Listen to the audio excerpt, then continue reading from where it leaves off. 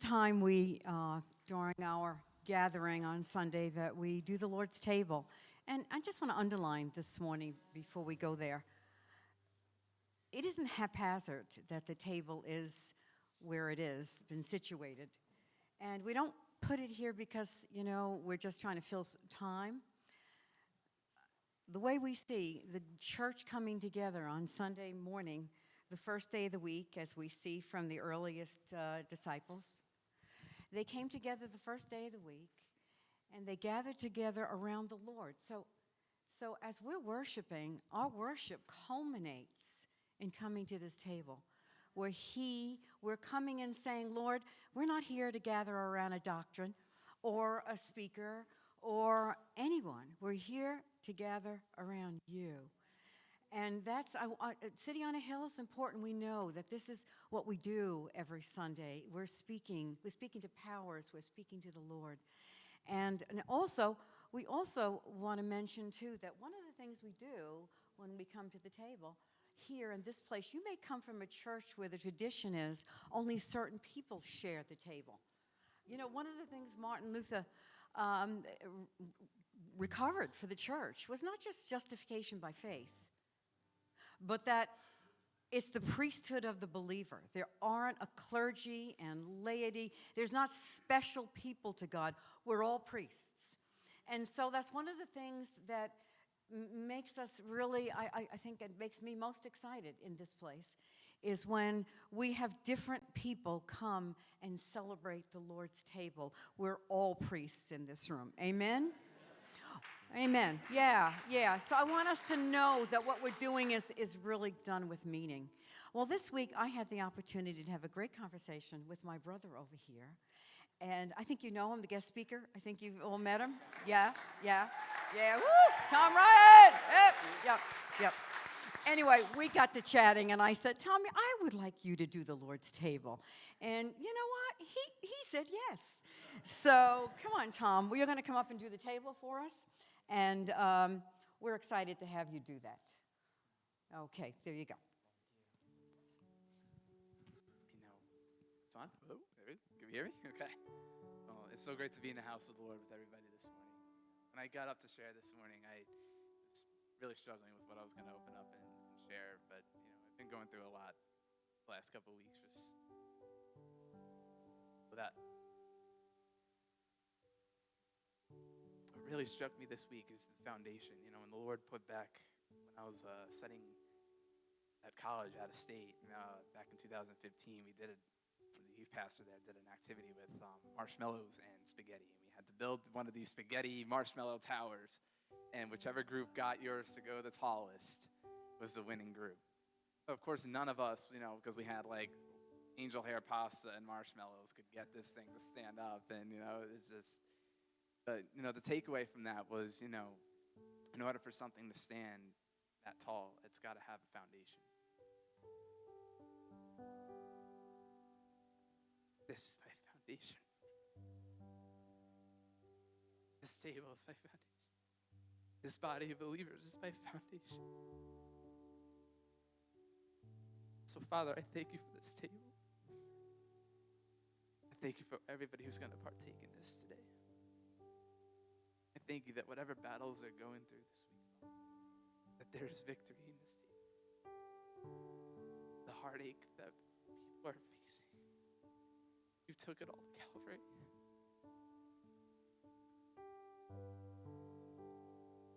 Any shame that they're facing, you took that all. So we don't want to take that for granted this morning, Father. Thank you, Father, for everybody in this place. And I just want to lift up everybody else in this room who may be going through struggles.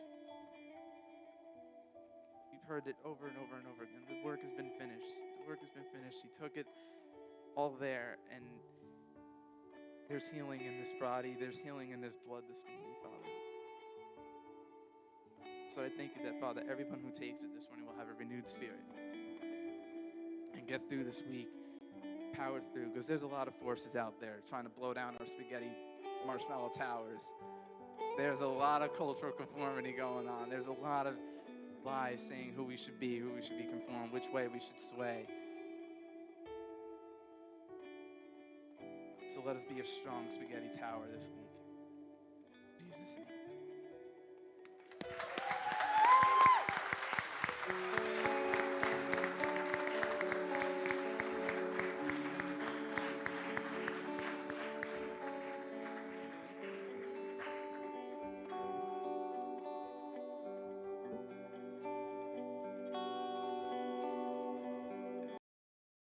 Presence, no matter what we walked in here with, you are still God and you are on the throne. We lay down our problems at your feet today. We come against any religion that would be in this place, self-effort that would be in this place. I thank you for what we heard from the table this morning. Tommy talked about there's a freedom that is in your name. There is a freedom that happens when we come up and we take communion. There's a freedom when the brethren gather together. How good and pleasant it is for brothers and sisters, for us to come together. That we don't, the shackles, Lord, I pray that you would release them from people. Right now, that people, whatever they're feeling, whatever they're going through, that they would be released right now from that. Father, continue to free us as a people. That's just the word that I feel that, Lord, may as your Spirit, may that word just hover over us. Freedom, freedom, freedom. Freedom from having to do it the right way. Freedom from feeling like we should be doing more. Feeling the guilt. We come against any guilt and condemnation. Father, your word says that we walk according to the flesh, but we don't certainly war according to the flesh. That the weapons of our warfare, they're not carnal, but they're mighty through you for pulling down strongholds. I come against strongholds in this place today. Casting down imaginations. I cast out any imaginations that would be in this place. Any high thing that would try to exalt itself above the knowledge of who you are. Jesus, be lifted up in this house today. Be exalted and be glorified. It's all about you. Not our programs, not what we think we're supposed to do. It's about you, Jesus, and the church has lost that. We want to come back to our first love. We have left our first love. Lord, we're thankful there's still time on the clock. I look up at the clock and there's still time. It hasn't hit 000. It may be the 2-minute drill, church. There's 2 minutes left on the clock, but the Lord is smiling because he knows that we have time and we can come back to our first love. Don't you feel guilt and condemnation? That is from the enemy. You are exactly where you're supposed to be. You don't have to walk out of here today feeling as if you're not good enough. Yeah, you're not good enough. There is only one that is good enough. You live from another life. There's another life that lives on the inside of you. The peace that you need is his. Tap into it. The joy that you need, joy, unspeakable joy. Lord, I ask that joy would just be unleashed in this house today. Unleash joy in this place. Love in this place. Peace in this place. Strength in this place, because that's who you are. We don't have to muster it up on our own. That's who you are. I thank you for that life. I thank you for that life that's just waiting and looking for a people that will say, will you let me do it now? You tried to do it on your own for so long. Are you done yet? Are you tired? Are you out of breath, church? It's okay if you're tired and you're out of breath and you're weary. Lay down your burdens here today. He is the one that wants to carry them. Lord, I don't know what you want to do in here today, but I feel excited. Church, I'm excited here today. I'm excited for what he wants to do. I really am. I don't know the last time I was as excited to do a series as you know when sometimes you don't know because you don't preach, right? I don't know, maybe, Pastor Linda, you get it, right? There's just sometimes where you know God, like, no, this is what you're supposed to be talking about. Where you know beyond a shadow of a doubt.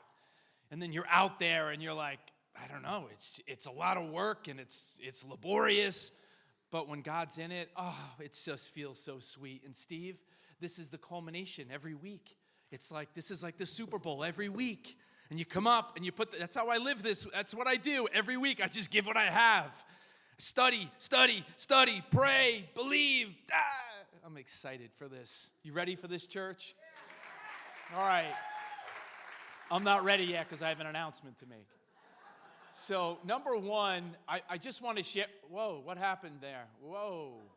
All right, you weren't supposed to see that second picture. Well, Nefarious is a movie that I mentioned to you, a Christian movie, and it's not the cheesy cornball. Oh, do I need to release kids? Do I need to do that? Children, you need to leave. You're not supposed to see this picture. All right, I don't want y'all to have nightmares, right, tonight, and then parents are calling, emailing me, right? That's the last thing that we need. You are not to watch Nefarious. You are to watch, I don't know what other kind of movies, because I want to say Disney, but I can't really say Disney anymore the way Disney is. It's true. I'm just speaking the truth. They out yet? Kids, you're kind of out? All right. So Nefarious is a Christian movie that came out, I don't know, a couple of months ago. We talked about it in here. We're going to have another movie night. How many of you want a movie night here in the house? Friday night, June 30th. Clear your calendars. Kidding. If you can make it, you can make it. This movie is finally streaming. Naeem sent me a message about this movie is streaming. It's rated R. First Christian movie that I've ever seen that is rated R. There is no nudity in it. There is no language in it. But some of the content is, for people that are mature. I would say high school kids, I think you can handle it. It's something that it's a must watch. I think for every Christian to see that we are not wrestling against flesh and blood.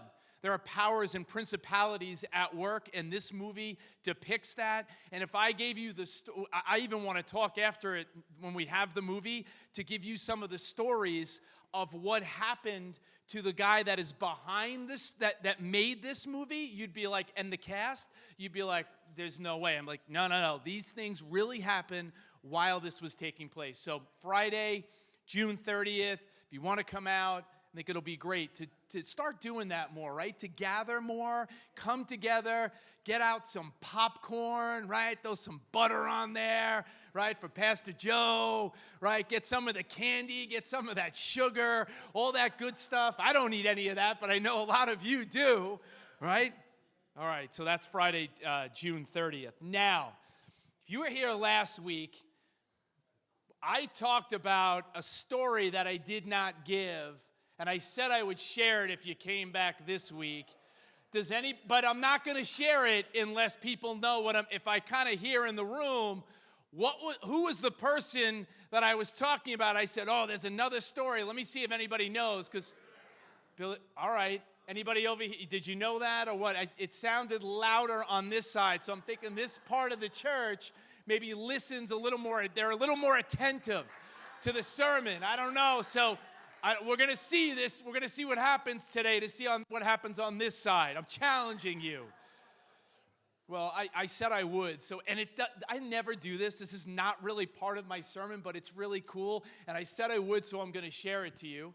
Billy Graham, who passed away a few years ago, when he was 93 years old, right, a group in Charlotte, North Carolina, that's where he's from, right, North Carolina.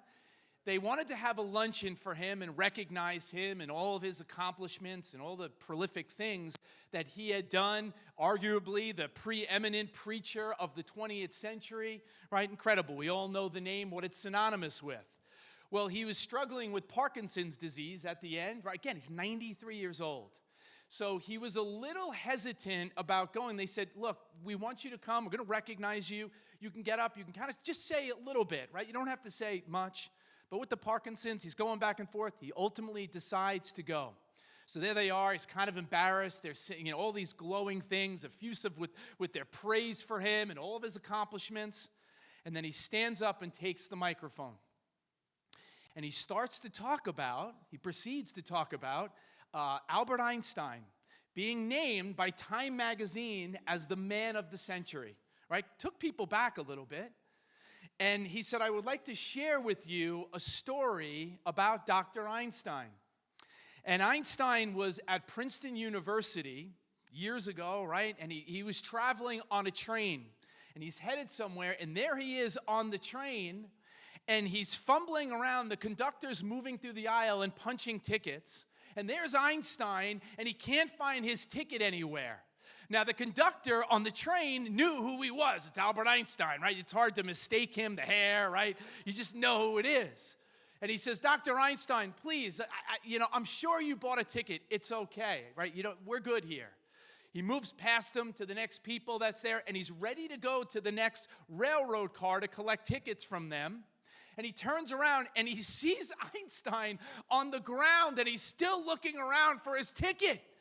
So he goes up to him, Dr. Einstein, I told you, please, I know who you are. It's okay. And with that, Einstein quips back to him, and he says, son, I know who I am. I don't know where I'm going, and I need my ticket. Right? Wait. That's how we open. This is how Graham opened, right? So then Dr. Graham looked at the audience and said, he just segues into it. He said, you see the suit that I have on here today? He said, this is a brand new suit. My kids and my grandkids said that I got a little slovenly as I've gotten older. He used to be very fastidious. So they said, it's time, Dad, Grandpa, that maybe you get a new suit. So he said, I bought a new suit for this occasion. So I'm wearing it for this luncheon, and I'm only going to be wearing it for one other event. And the other event is for when I die and they bury me, right? And he said, what I want you to remember when you hear that I die is not that I was wearing this suit, but I want you to remember the fact that I know who I am and I know where I'm going. Church, do you know who you are and do you know where you're going? And then he sat down and he dropped the mic. I mean, that's a mic drop coming from Dr. Billy Graham. That's an amazing story, right? I'm going to use that again, right, at some point. So that doesn't count that I just shared it this morning. That's like, I could use that on like Easter or like any preacher. I mean, that's an amazing story. All right, now you're all ready. Now I got you, right? You ready? Well, we're going to be if you haven't been here, we are doing a series on the book of Revelation. And we are we're looking at the second church. This is the third week of the series. We are looking at all the 7 churches that John, while he's on the island of Patmos, right, gets this revelation. We said it's not the book of Revelations. This is one revelation. It's one letter, but within the one letter, there are 7 letters to churches that are in Asia Minor at that time. There were many churches, but these are the churches that Jesus had his finger on, and they are representative of every church and every culture, anything that has ever happened in the history of the church across the ages. They represent all of that. Even though they're real, they represent all of that. And we said last week we were looking at the church of Ephesus. That was number 1. Said it's the 3rd biggest city in Asia Minor at that point. I'm not going to go into all the details again, but he's talking to the church of Ephesus. And what did he say to the church of Ephesus? But before I say that, I should show you the map. I know what Naeem's doing. Naeem and Ted, I don't think Ted's here this morning, but I know they did a Bible study, and we have 2 Bible studies, and I know both groups have been through the book of Revelation. I know Ted had told me in his group that he actually put the picture of the map up and showing the 7 churches. So he's starting in Ephesus, all right, and goes all the way around to Laodicea, right, starting in the biggest and the best, the apostolic church, and then the church where we see apostasy, a falling away in Laodicea. And this is what we said. We said last week that they were drifting away. And I gave you the example of being in the water, right? And you're out in the ocean, and you don't even realize you start in one spot, and then you turn around a couple of minutes later, and you could be 50, 100 feet from where you started, and you don't even know it. It's imperceptible. How did that even happen? I didn't feel it, but I drifted away. And Jesus talked to the church at Ephesus, and they had great doctrine, sound doctrine. They were people that weren't weary. They were fighters. They were committed. They were doing all the right things. But he then said to them, you left your first love. Not you lost it, you left it. You know where it is then. You left your first love. But I love the last part there. We still have time to return to our first love. And I need you to see that, church, as we go through every single one of them. Jesus wants us to see something about each of these churches and how it relates to our lives today. So with that as a backdrop, you ready for the second church? Are you ready to head to Smyrna? Are you ready? Isn't that where you wanted to? When you got in your car this morning, you're like, I hope I hear a sermon at church about Smyrna, right? You want to go there? Well, let's go. Put your seatbelts on. I only have a couple of verses. It's chapter 2. We're going to be in verses 8 through 11. 8, 9, 10, 11. 4 verses. Let's go. Let's get into this. And to the angel of the church in Smyrna, I said last week what that term in Greek, what it means, angel. This would be the representative of the church there. This is not a literal, most scholars believe this is whomever is running the church there. And so to the leader of the church, you could say, in Smyrna, right, these things says the first and the last, who was dead and came to life. I know your works, tribulation and poverty, but you are rich. And I know the blasphemy of those who say they are Jews and are not, but are a synagogue of Satan. Wow, that's pretty strong language, y'all, right? Do not fear any of those things which you are about to suffer. Isn't that nice? Like cheery, like, well, that's great, right? This letter would have been read to the entire people that are there. They're getting a letter from their beloved John, and I'll give you the connection in a little bit.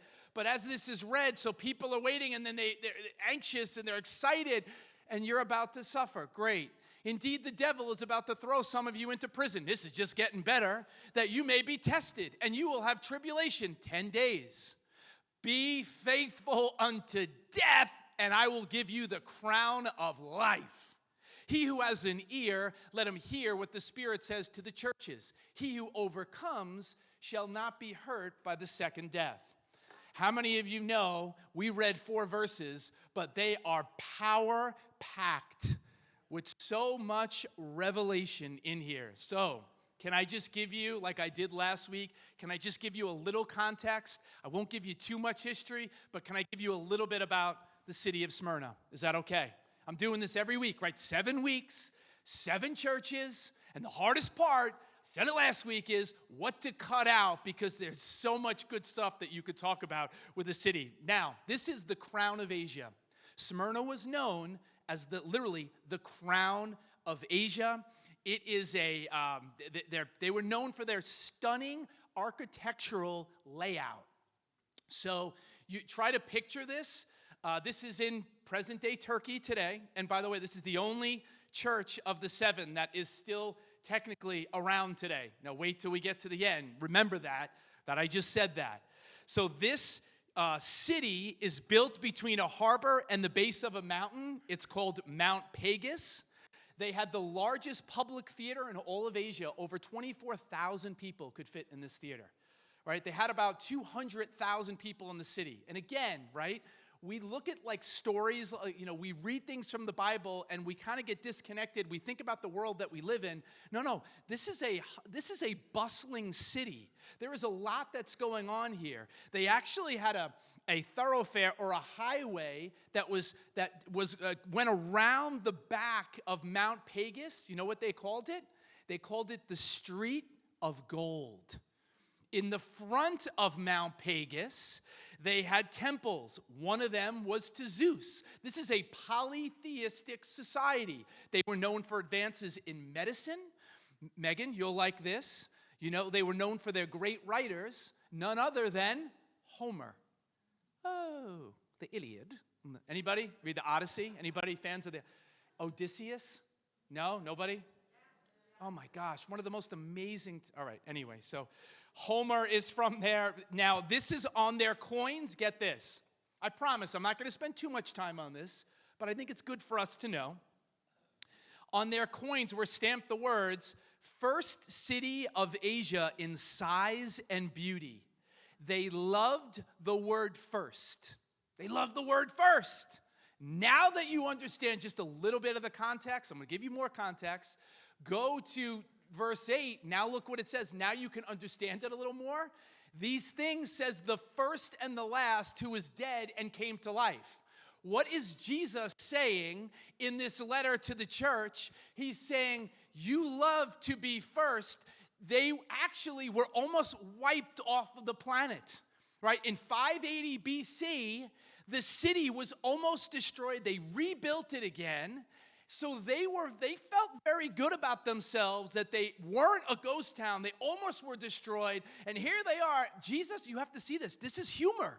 Jesus is saying to them, you think you're first. You think you were resurrected from the dead, but I need to point you back. This is written in the late 90s, right? First century. He's saying you need to remember back 65 years ago that I came out of the grave, that I was resurrected, and I am the first, and I am the last. I am the Alpha. I am the Omega, not you. How does anybody think the Bible is boring? How could you possibly think the Bible is boring? So, he says that. Now, go down to verse 9. He says, I know your works, tribulation, and poverty, but you are rich. Stop right there. Okay? He says, but you are rich.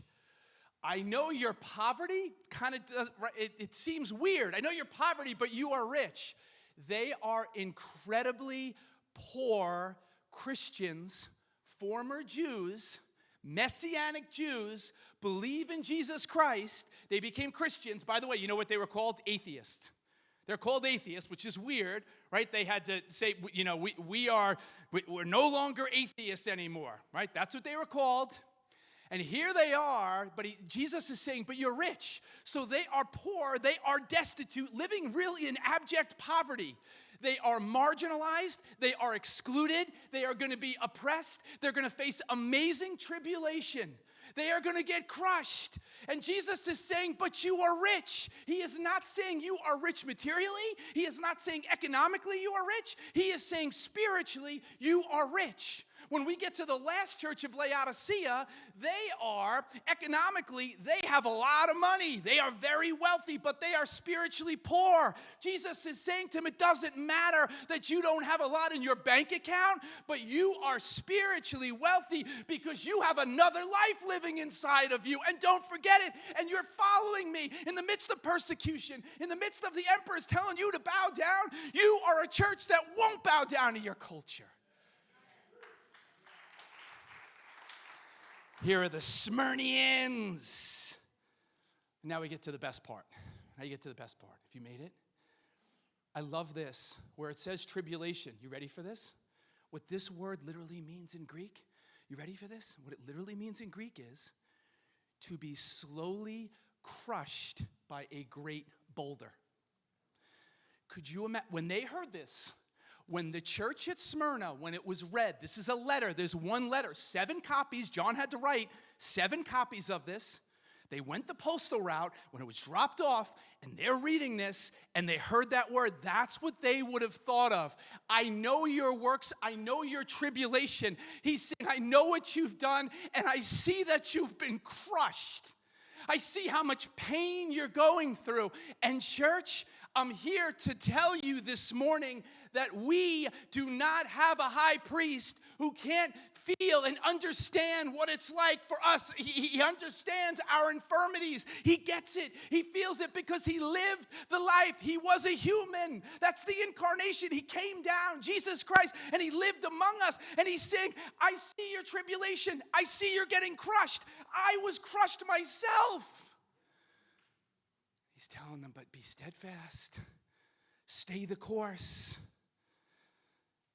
I know your pressure. Naeem, let's bring that out. Ready? Now I need you to see this. Do you know what is mind-blowing to me? Do you know what Smyrna, the word, means? Ready for this? Look at it. Look up here. Come on, y'all. Come on now. You smell that. You smell that. Anybody smell it? Anybody smell this yet? As it wafts across the sanctuary? The word Smyrna actually means myrrh. Oh, it smells good, right? Oh, just breathe that in right now. If you're allergic to myrrh, I'm sorry. Disclaimer, I don't want to church get sued. Pastor, right? Somebody has, I don't know, like if you're, I don't know, I thought of it. I hope none of y'all are allergic to myrrh. I'm serious. Right? We'll pray for you if that's the case. This is a myrrh tree. Now, myrrh, are you familiar with the Bible where we see this in the, yes, right? When Jesus is born, not right after he's born, but later on, what do we see? The Magi, right? It's not three guys, the wise men, right? I'm not getting into it, but what do they bring? Frankincense and myrrh. When Jesus is on the cross, I think it's Mark 15, talks about how they tried to offer him a drink. Myrrh was in that to dull his senses. And it just amazes me that he didn't want it. They did that for criminals. That's what the Romans often did. And Jesus says, I don't want it because I want to feel the full weight. I want to take all of it on. I don't want my senses dulled. They also used myrrh for embalming when somebody died. When Jesus has died and Joseph of Arimathea takes the body, and then the girls come and they have all the spices. It says they have aloes and they have myrrh. It was the fragrance that was used. But here's what I need you to see. As the incense is here burning, the way that you get myrrh is you have to crush it. It has to be crushed into a resin.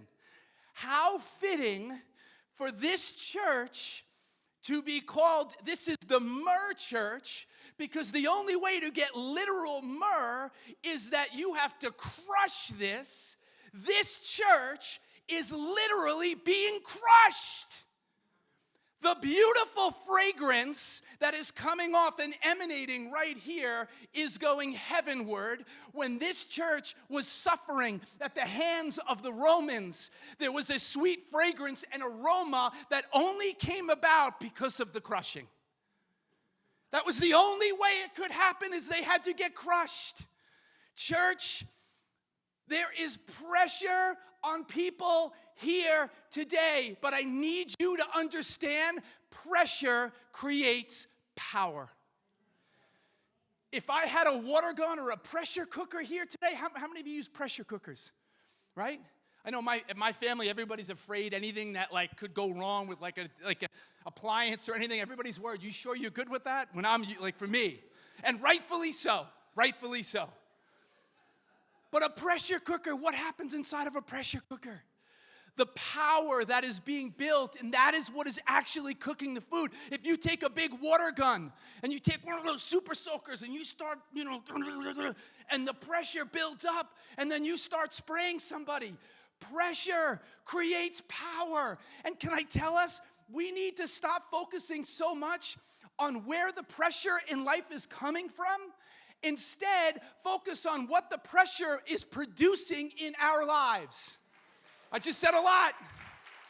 Thought a lot about this during the week. And stop. You know what I hate when Christians say, and pastors, you know what they say? Scott, you know what they say? Let me tell you. Did you ever hear this? Tell me if you ever heard this one. God will never give you more than you can handle. Did you ever hear that before? John, give it up, brother. Give it up. Garbage. It's not real. It's not true. God will give you more than you can handle.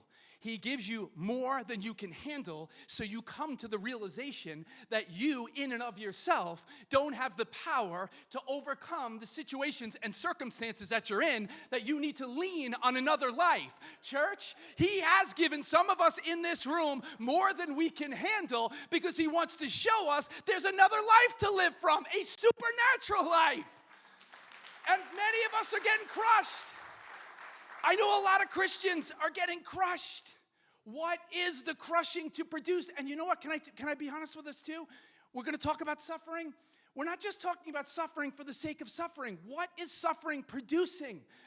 Suffering can produce real freedom in our lives. Freedom from fear, freedom from what we think is supposed to happen, how we're supposed to handle a situation. God wants to free us. He doesn't want us to just suffer for the sake of just suffering. God wants to do something inside of us. Church, hear me. This is the church at Smyrna. They're under incredible pressure. But God is doing something so powerful through them that it's just amazes. You ready for the best story from Smyrna? You ready for a real story? How many of you heard the name Polycarp? I've mentioned this guy's name before in the past. I don't know, you probably have at some point too. Polycarp is, how do we say this? Timothy, he mentored Timothy, right? Right? Polycarp is the bishop of Smyrna in the middle of the 2nd century. Why do I bring that up? Because he was discipled by none other than John. Right? Get this. I get goosebumps from this stuff. He is discipled by John. Let me take you to what is happening in Smyrna, and this guy, how he suffered, how he's being crushed, and what, again, God is doing. It's not where is it coming from, it's what is God doing in the midst of the suffering and the pain and the crushing. So this guy, Polycarp, he is going to ultimately be arrested. But before he's arrested, this is what's cool. They were taking Christians in Smyrna. Remember I told you, emperor worship, and a lot of Christians in Smyrna, this is the suffering church, they don't bow the knee. They're not going to say Caesar is Lord because they know Jesus is Lord. They were taking Christians, putting them in the Colosseum, and feeding them to wild animals while they're alive. But no, it's terrible. But what happened while they are being crushed is people in the Colosseum that are watching this take place are converting to Christianity because they're hearing what these Christians, these new Christians are saying. They're so moved by the grace and the strength and the courage that they had that the Roman Empire says, you need to snuff out who is the leader of this group, and it happens to be this guy Polycarp. They send Roman guards to go find him. They can't find him at his house. The church in Smyrna has him hiding. A little boy gives up where he is, the house he's in, because they tortured him. Little kid divulges where he is, so then the Roman guards are sent to Polycarp's house where he is. They knock on the door, people answer, and Polycarp knew what was happening. He just kind of casually strolls downstairs, meets the Roman guards there, and says, all right, what's going on here? We need to arrest you. The soldiers are shocked, though, because they don't expect to see an octogenarian. They don't expect to see an old man. He's an old man. He's actually over there. He's probably in his 90s. So this guy is as old as dirt, right? And he's old, y'all. He's old. Life expectancy for these people is 51 years old. He's old, okay? Don't stop. I'm not like, look, come on. He's old. Any way you look at it. If you were like 30 years old, 20, you would have been like, that guy's old, right? Whatever. They're amazed. They're amazed that he's this old. He's this venerable old man. They look at him like, this is the guy that you want. This is the guy that the Romans are afraid of and they want to bring in and capture.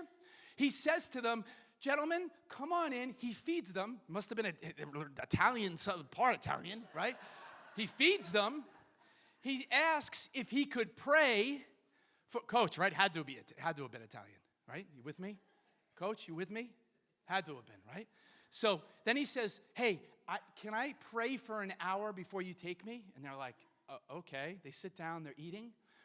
They are so moved by the fact he prays for 2 hours nonstop in front of them. And they're like, who is this man? They plead with him, please, just say Caesar is Lord and all of this is going to go away. It'll all end. Please, just do it. Polycarp says, no, I will not curse my Lord. I will not. Jesus Christ is Lord. Caesar is not. They ultimately have to take him. They throw him in a chariot. The guy that's leading this, his name is Herod, not the Herod from the Bible with Jesus in the beginning, but this guy's name is Herod. And they're still imploring him, please. They're pleading with him, please. By the time they get to the Colosseum, they are so done with him. They start to get angry. They're incensed. They literally kick Polycarp out of the chariot that he's in. Cuts his knee open, and he starts walking into the Colosseum. There are hecklers, all the people, the Jewish people. They want to see blood. They want Polycarp to die. With that, the leaders that are running this, they say to him, renounce Jesus Christ. Just say that you're an atheist, and say you're no longer going to be an atheist. Again, a Christian. These are his words. You ready for his words? He says, 86 years have I served Christ, nor has he ever done me any harm. How then could I blaspheme my king who saved me? I bless thee for deigning me worthy, counting me worthy of this day and this hour, that I may be among thy martyrs and drink the cup of my Lord Jesus Christ. Numerous historians, people, witnesses that were there say these are the words that he said. And by the way, can I give you a little more detail?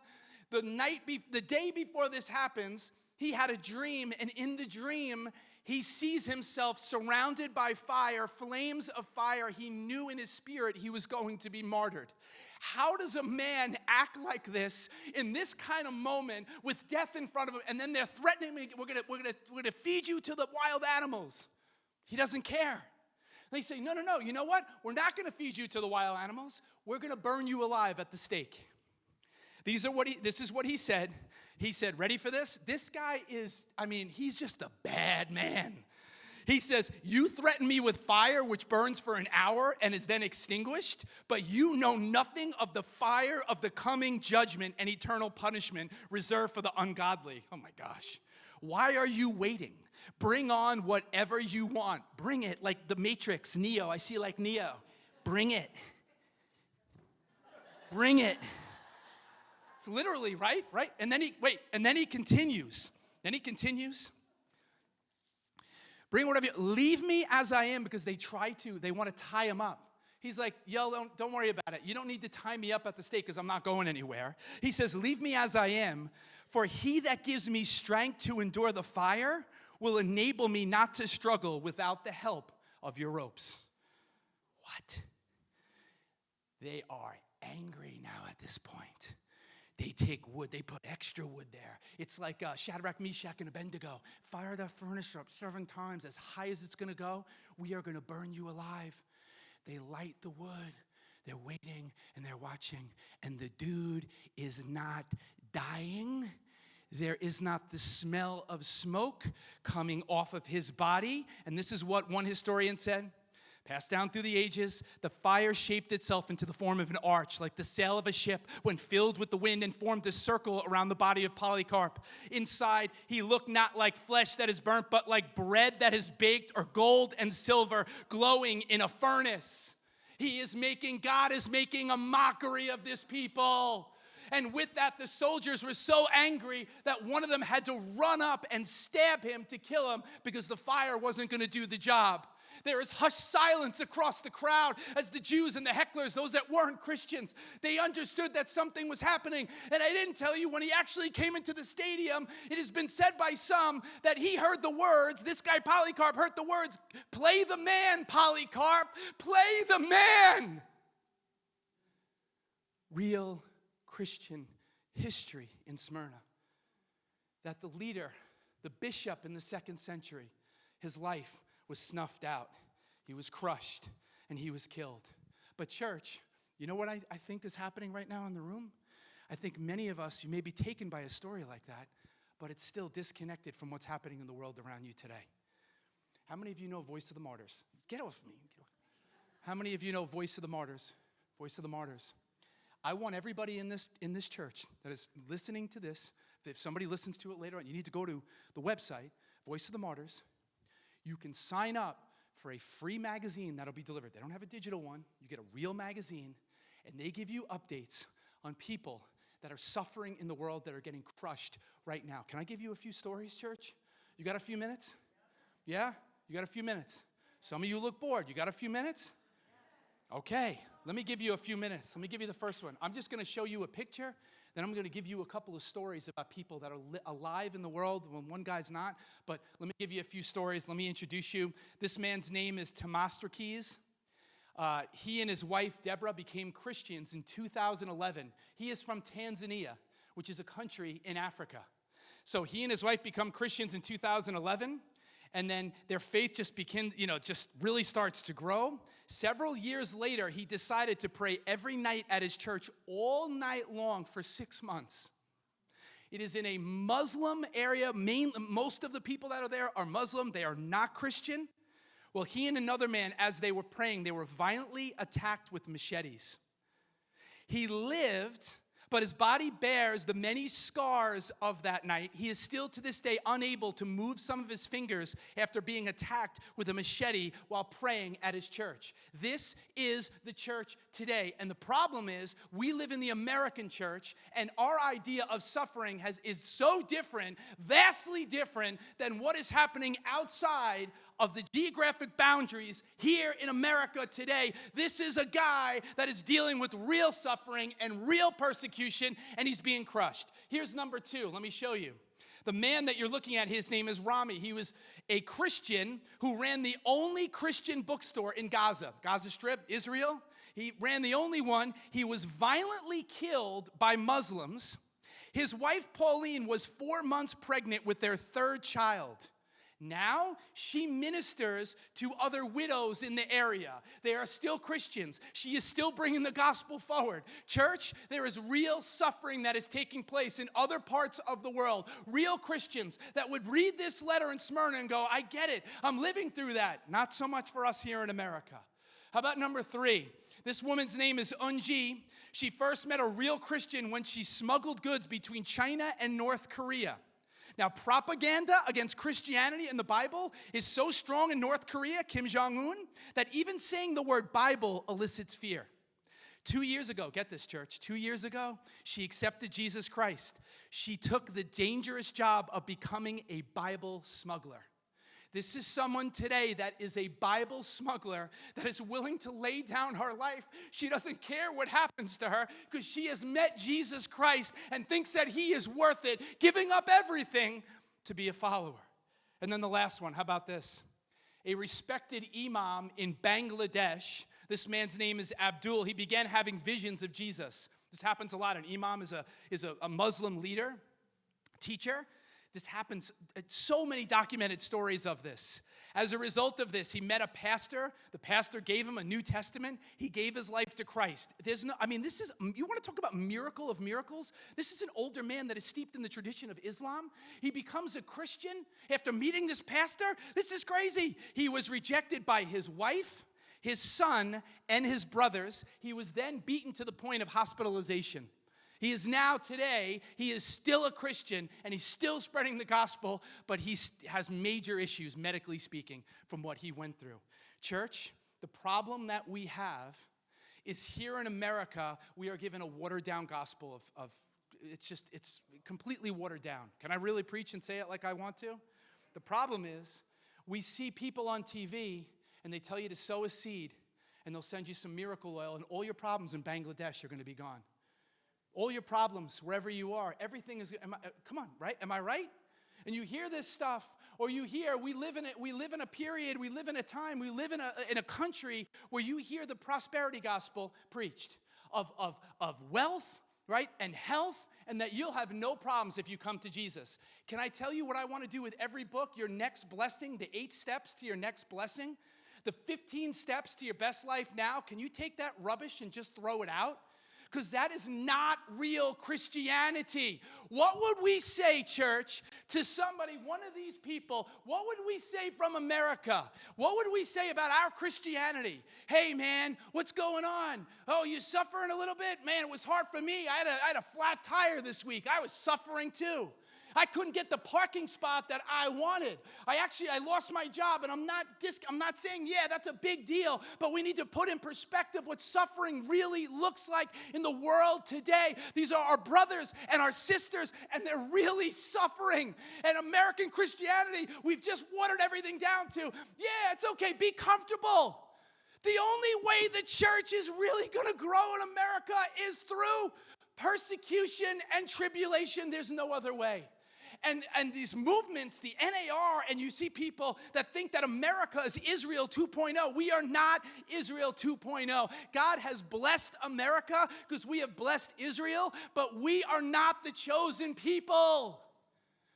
We are way too comfortable, all of us. I'm talking to myself. All of us here are way too comfortable. The only way for things to change is through persecution and tribulation. You may disagree with me. That's just my opinion. I think it's the only way we're really going to see the church grow is through that.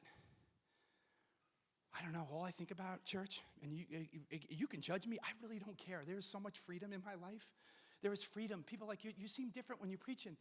I just don't care. I'm letting this other life live through me. I'm trusting and leaning on it.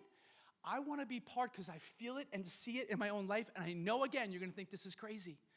I just want to be somebody that's part of the underground church movement when it comes. Because it's like a freight train of things that are happening and changing and legislation that is happening in America. I don't know if it's going to be 2 years. I don't know if it's going to be 5 years. I just want to be part of the movement because I know what God will do in the midst of real tribulation and the church getting crushed. He'll raise people up, but we're too comfortable. I lost the church here, I think. I don't know. Did I lose you? It's sobering. I know, this is a sobering word. I get it. Sobering. It's sobering. But how am I supposed to teach this without giving, like, come on. This is the suffering church. And for me to get up here and go, yeah, I know some of you, yeah, you're suffering and we're under pressure. I'm not minimizing any of that. I just need to give the American church a biblical perspective of what's happening in the world church, right? Because we don't get that a lot. Tell me the last preacher, and some of you listen to other preachers more than you listen to what's coming from this pulpit, and that's cool, that's fine. But most don't actually talk about stuff like this. Where do we talk about this? No, it's your best life now. This is good. It's all outer court stuff, all outer court. It's all about us. It's all about us. Well, this is bigger than us, and things that are happening behind the scenes. There is a system. The enemy is behind the systems of this world, and he's trying to take us out, church. We are in the midst of a war, and we're too passive. Can I go on now? Revelation. This is what you thought Revelation. You didn't think this was going to be the series, right? Woo, get into the beast and the dragons and woo. It's going to take a little while. Look what it says in 2:9. And I'm not going to take a lot of time to finish up, but you look at 2:9 and it says here, it says, I know the blasphemy of those say they are Jews and are not, but they are a synagogue of Satan. That's pretty strong language, church. What is Jesus saying here? Can I tell you what he's saying here? He's talking to the people, the Jews, so the people that are ethnically Jewish, they are turning in those people that are Jewish, they're Messianic Jews. The ethnic Jews are turning in the Messianic Jews to the Romans. They're Christians. Oh my gosh. Like you think like the Red Scare in American history, they're communists. They're turning in the Christians, and Jesus is saying they are a synagogue of Satan, these Jewish people that are rejecting me. Now, you want to hear something, and Pastor Linda said, you need to share this. I'll share it with you. What's wild to me is when you look at history, here are the Jewish people in the beginning, in the 2nd century, they're persecuting the Christians. When you go to 380 AD, what becomes the official religion of the Roman Empire? It's Christianity. And then the Jews, through history, are going to be persecuted by the Christians. And I can take you to the 11th and the 12th and the 13th centuries, and you look at the Crusades and the horrible things that Christians did. And I can take it all the way to Auschwitz. How Jews were treated and what happened, and Christians, things that they did. But it didn't start that way in the beginning. Here, it's the Jews who are persecuting the Christians. It's wild to see.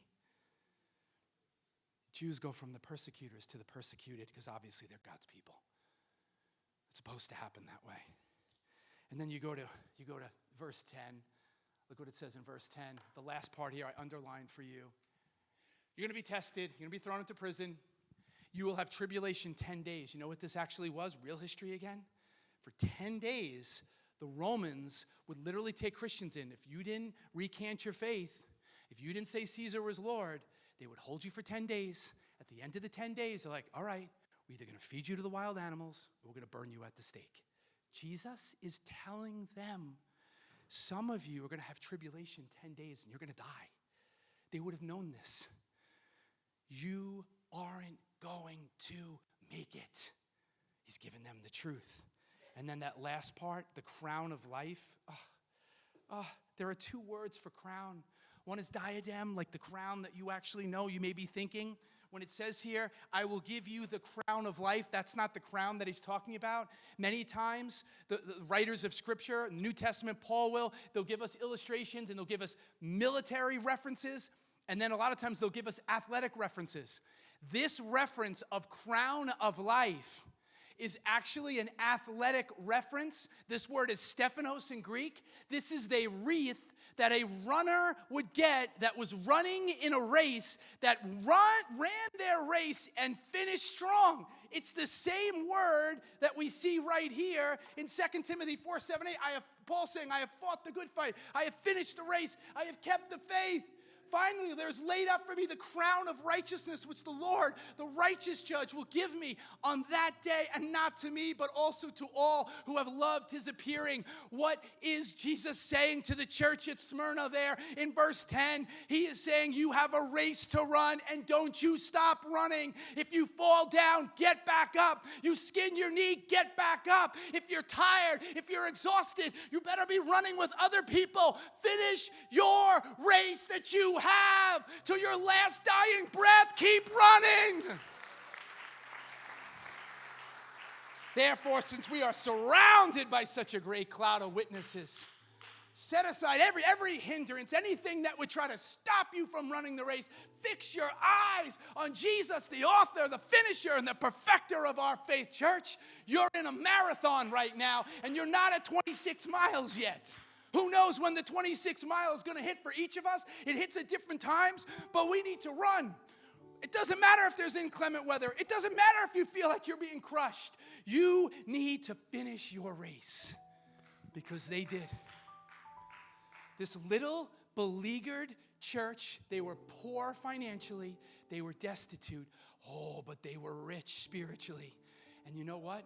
One day we're going to get to meet them, Steve. Paul, one day we're going to get to meet these people. What's our story going to be? I want to say that I stood fast in my day and I ran my race. Who knows? I hope we don't deal with that kind of persecution, but church, don't be surprised. Where's America and end-day prophecy? We're not there. Where are we? Glaring omission? You think God forgot about us? No. Who knows what's going to happen, church? 9/11, people came back after 9/11. COVID, right? The church is full before COVID. Here, church was packed. Post-COVID, where are y'all? Where'd y'all go? People have left their first love. Church, the biggest danger in this hour is that we would continue to drift.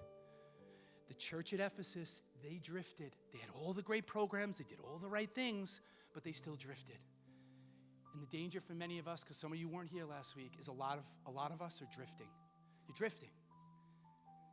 You come to church if you feel like it. You don't even, man, maybe my kids will go. I don't know. We'll see. They don't want to go today. Do you want to go to church today? I don't know. Church, we need to take this really serious. You know what? Polycarp, you don't act like that unless you prepare for what's coming before. Do you realize he was dead before he even died? Polycarp was dead. The Smyrna, they were dead before any of this ever happened to them. Church, don't wait for all hell to break loose, and it's going to break loose worse than anything we've seen. And they're even talking about stuff about new pandemics coming in 2025. I really find that kind of interesting, especially after what was talked about with the last pandemic. Whatever, I'm not a conspiracy theorist, but let's talk reality of what's happening and what's being orchestrated behind the scenes right now on the world. Please don't wait for everything to fall apart, for the castle to just fall down. For Tommy, what did you talk about? Spaghetti and what was the marshmallows? The tower. But we wait and we just react to what's happening. We have to be dead to this stuff now and say, Christ, I want this indwelling life. I want to feel it. I want to experience it. And even though many of us have left our first love, it's not too late, church. It's not too late. And we can be a people as we go to work. Maybe we're persecuted. I know maybe you're persecuted for your Christian faith. If you're persecuted for your Christian faith and you feel like you're getting crushed, just know what the crushing is doing. That pressure creates real power. Don't worry about where it's coming from. Just ask and say, God, what are you producing in this situation in my life? Lord, I thank you for the church at Smyrna. Lord, wake us up to what's going on the world stage. No, you know what? I'm going to stop. I'm stopping my prayer right now. You know what I want to say? You know what I think we need to do, church? I think we need to pick. I'm going to post these on Realm. If you're brave enough, because I know how busy we all are, if you're brave enough, I would ask that you pray for a person or two here.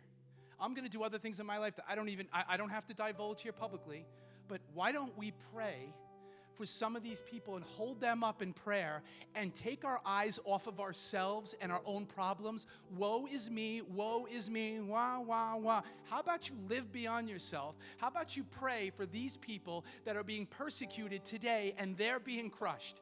Because this is their lot in life. It's not going to get any better. This 60, 70, 80 years, this is what they have to look forward to. Persecution, persecution, persecution, getting crushed. But what is it building? And these are the kinds of people I want to meet in heaven too, church. Is anybody brave enough to pray for this guy?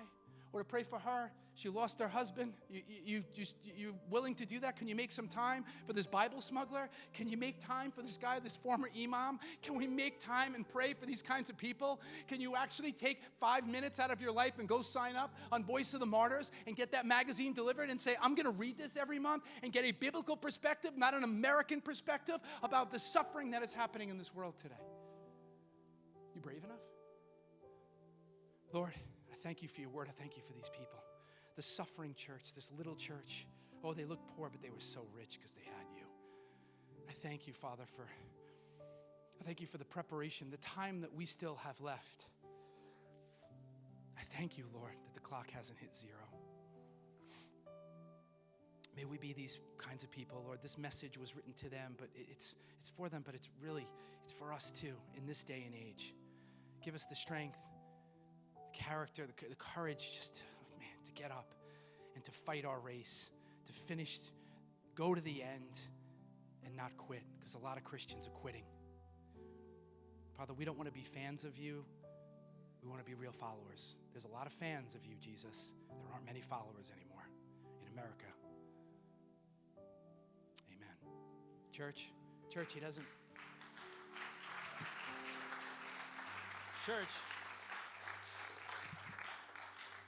Church, there's a lot of fans, people that love Jesus. They wear the necklace, talk about him. He wants real followers. He wants real disciples, a talmidim, a people that are willing to walk in the dust of their rabbi.